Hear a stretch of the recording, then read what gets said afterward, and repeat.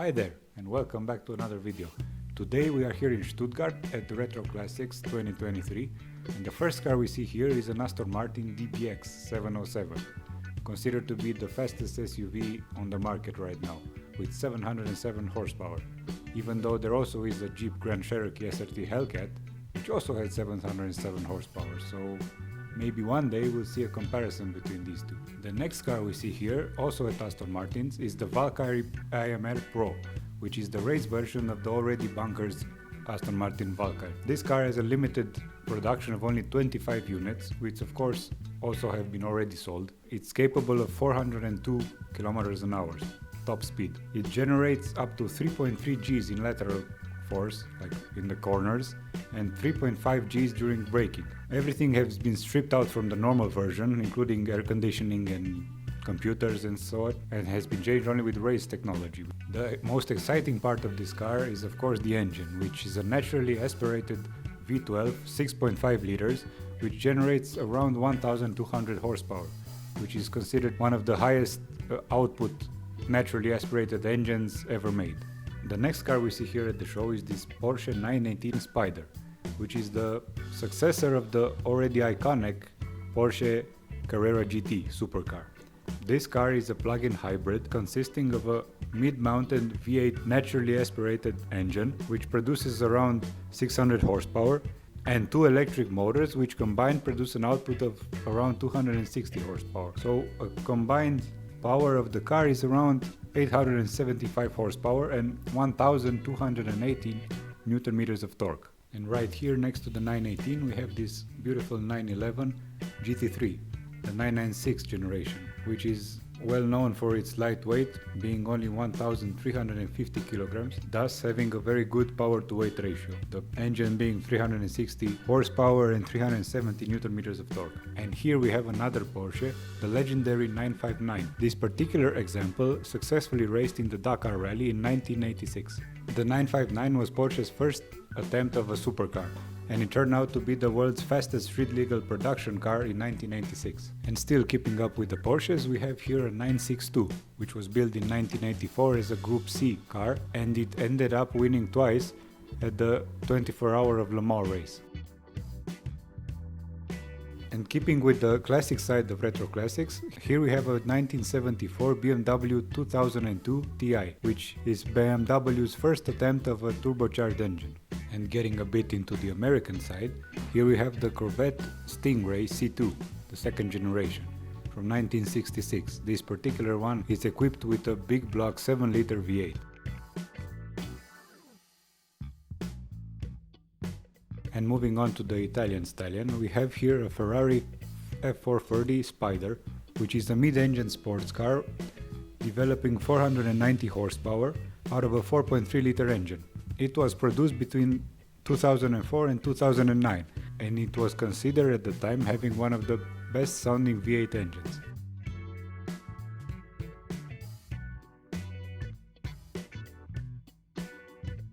And here we see a Mercedes S-Class W220 from 2004 by Rinspeed, which probably has one too many doors. Parking this thing on the narrow streets of Germany is not an easy task. And here we have the great SLS AMG 63 from 2013 with gullwing doors, the predecessor of the iconic SL300 gullwing, equipped with the great M159 V8 6.2-liter engine.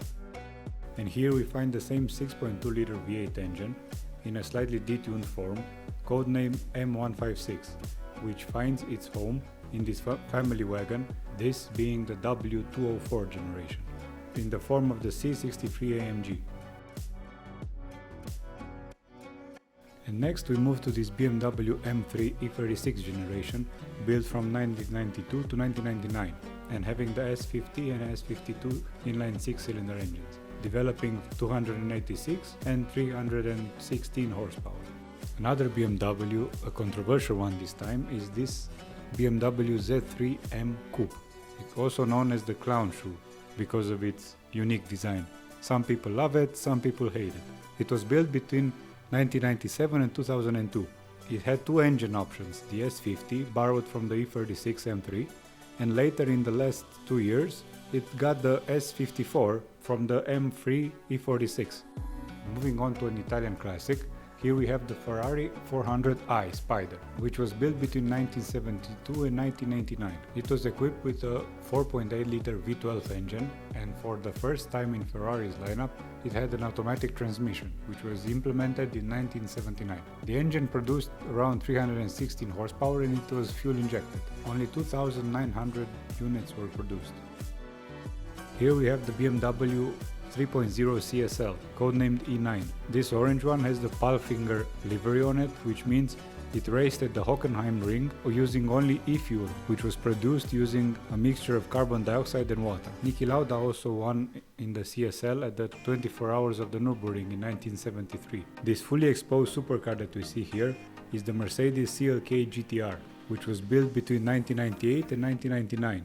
This beast of an engine is a naturally aspirated 6.9-liter V12, developing around 622 horsepower. This is the street-legal version and it was produced only in 28 examples, from which 6 were roadsters. Next to the GTR we see the legendary Ferrari F40, a mid-engine supercar that came out of Maranello, Italy, and was designed by Pininfarina. The F40 was a celebration of Ferrari's 40th anniversary, and it was the last Ferrari to be signed off and approved by Enzo Ferrari himself. It was produced between 1987 and 1992 in just 1,300 examples. It had a twin-turbo 2.8-liter V8 engine, developing around 473 horsepower. At only 1,250 kilos, it was a very good power-to-weight ratio, considering a lot of elements were carbon fiber. A short glimpse here at an all-black Lamborghini Huracan. And here we get to the Mercedes SLR McLaren Roadster, with its signature quarter-panel side exhaust, very long hood and side grills. Keeping with the SLR, here we have the open-top SLR Sterling Moss from 2009, from which only 75 units were produced. A bright orange Lamborghini Urus we have here. And dipping in the sea of red, here we have the mid-engine V12 Ferrari Testarossa, which was built between 1984 and 1996. Here, check out this lineup of Ferraris. First we have the 308 GTS right here. Next to it the 328. Here we have the 348. And the last two cars here are the 360 Modena and the 430. The mid-engine F440 was considered to be one of the best sounding V8 engines of the 2000s. And this is basically a huge Mercedes S-Class, but it's actually known as Mercedes Maybach, which came in two options, the Maybach 62 and the Maybach 57. And while being here in the Mercedes corner, we have here the SLR McLaren with its unique side grills and side exhausts. This car is equipped with the AMG V8 supercharged engine, 5.4 liter, developing around 617 horsepower and 720 Nm of torque. It was produced from 2003 to 2010. Moving on to Porsches, there's a classic Porsche corner right here. The first row we see here with 70s Porsches, the 911 that was built from 1964 to 1989. And on this other row we have another lineup of Porsches built from 1975 to 1977. This is the 911-930 generation, all of these being restored to their original glory. This slightly modified 911 you see here is a 964 generation. It was built between 1989 and 1993. During those years it had two types of engines on it, from 3.3 liters to 3.75 liters. Two were naturally aspirated and two were turbocharged. The turbo ones having a bit more power and a bit more torque added. Here we see another rare car, the Lamborghini Gallardo LP550-2 Balboni edition. The Balboni edition is different, first of all visually, by the stripes that start on the hood and go all the way to the roof, and mechanically with a lot more stuff done to it. Dampers, springs, the chassis tuning is different, and even the tires are specially made for this car. And here we have some big G for you, the Mercedes AMG G63 Brabus edition. This car, or SUV more likely, has been modified by Brabus, creating 800 horsepower. Brabus has heavily modified this car, not only visually but mechanically as well, thus creating 800 horsepower.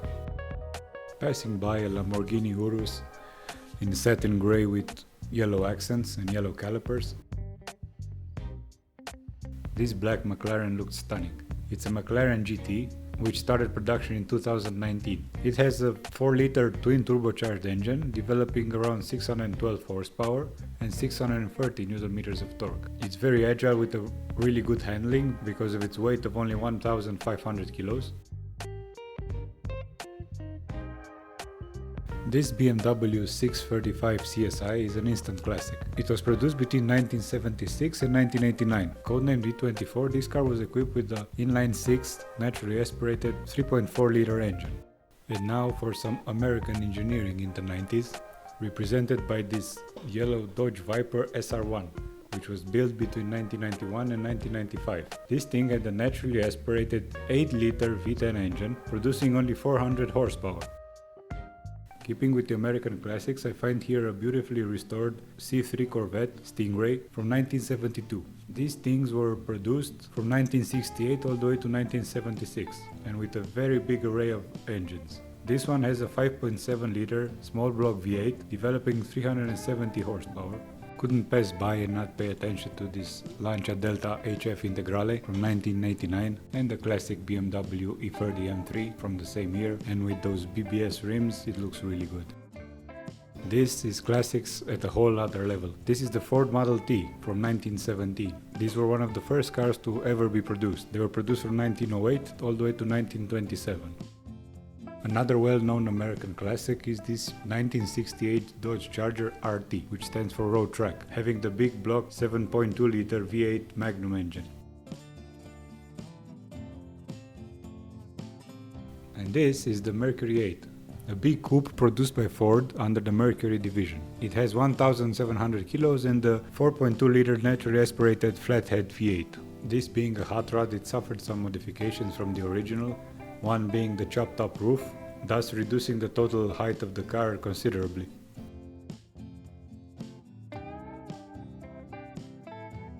Here I found another example of a BMW Z3 M Coupe, but I won't bother you too much with the details because I already covered them in the first part of the video, so you can watch them there. But what I haven't shown you so far is this beautiful manual V12 E31 850 CSI. It has the S70 5.6-liter V12 engine, developing 375 horsepower. It's one of BMW's best creations of the 90s. The perfect two-door cruiser for the German Autobahn.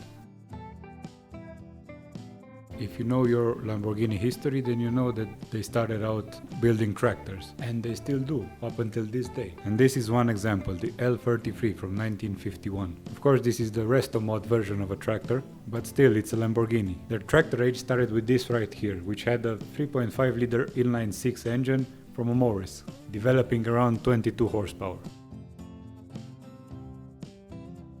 And the modern classic Porsche from the 90s, the 928, the only front-mounted V8 engine from Porsche in the 90s. And here check out this Fiat Abarth 1000 TC with a 0.9-liter engine and only 650 kilos in something so small. And a bit of classic luxury for you. This is a Rolls-Royce Corniche V from 2000. They were built only 2 years from 2000 to 2002, and they had a 6.8-liter turbocharged V8 engine, producing around 329 horsepower. These were the last cars to be produced under Rolls-Royce manufacturing, before BMW has taken over the company. And here we see a red Porsche 944 from 1989, and also red the Mercedes 500 SL R129 from 1996. And another BMW E31 here on display, this time an 840 Ci. This one has a naturally aspirated V8 engine, 4.4 liters, developing 286 horsepower. It comes equipped both with an automatic 5-speed transmission and, most important, with a 6-speed manual.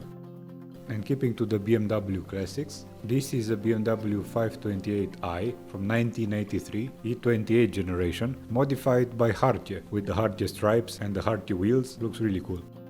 And next we have some examples from the golden age of BMW, presented by a well-known tuner, well actually manufacturer, Alpina. The first one is this E24 based Alpina B7 Turbo. Next we have this Alpina B11 3.5, based on the 7 Series E32 generation, with only 332 units produced. And right next to it, this Alpina B10 3.5, based on the E34 5 Series. And last but not least is this iconic E26 BMW M1, the one that started the M division basically. It's the only mid-engine sports car BMW ever made. The chassis of the car was actually designed by Lamborghini. With just 453 units ever produced, it makes it a quite rare and valuable classic. Another great example of BMW history is this M3 E46.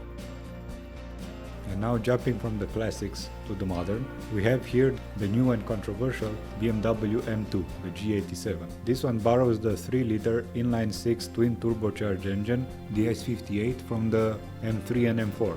However, even though being an M2, it's quite on the heavy side with 1,700 kilograms of weight, but compared to the bigger brothers M4 and M3, it has a shorter wheelbase than those and a wider track compared to the old M2, thus making it quite a good handling car. And most of all, it also comes equipped with a 6-speed manual gearbox, which these days is something quite rare. And with this sums up most of what was going on here at the show. And if you liked the video, don't forget to subscribe, give a like, and hit the notification bell for more videos like this one, reviews and other kinds of content, everything car related of course. So see you in the next video. Ciao.